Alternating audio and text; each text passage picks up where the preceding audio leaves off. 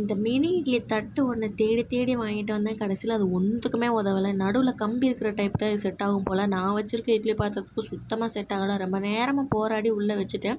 அது எடுக்கிறது அதை விட கஷ்டப்பட்டு எடுத்தேன். பார்த்தா கடைசியில் இது தட்டு இட்லியா மினி இட்லியான்னு எனக்கே சந்தேகம் வந்துச்சு. அப்புறம் நானே அதை ரவுண்ட் ரவுண்டாக ஷேப் பண்ணி ஒன்று ஒன்றா கட் பண்ணி எடுத்தேன். பரவாயில்ல, ஓரளவு பார்க்குறதுக்கு இட்லி மாதிரி தான் இருக்குது.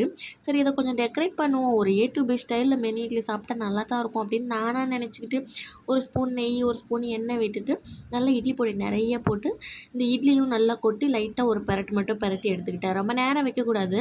சும்மா அந்த இட்லி பொடி கோட்டாகிற வரைக்கும் மட்டும் வச்சுட்டு நல்லா டாஸ் பண்ணி எடுத்துக்கலாம்.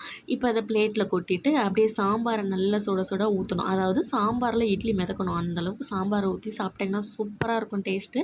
அதுக்கு அதை சாப்பிட முடிச்சுட்டு லன்ச் நான் பேக் பண்ண ஆரம்பிச்சிட்டேன். நான் வச்ச அதே சாம்பார், அதே பீட்ரூட் பொரியல், அப்புறம் கொஞ்சமாக இந்த முட்டைக்கோஸ் பக்கோடா அதையும் போட்டு லஞ்சை பேக் பண்ணி